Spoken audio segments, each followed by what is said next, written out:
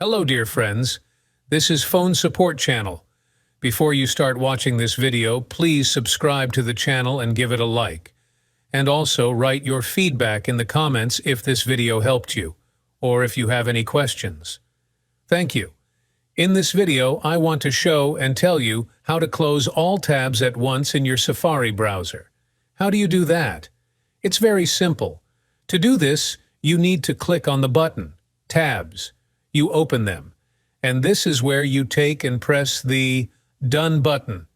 You hold that button down, and here you get the button, Close All Tabs, and immediately all the tabs that you had open are closed. As you can see, this is a very simple and quick way. Done. There is nothing complicated. If you like this video, please like and subscribe to the channel, and also watch other useful videos on the channel. That was Phone Support. Bye-bye. See you later.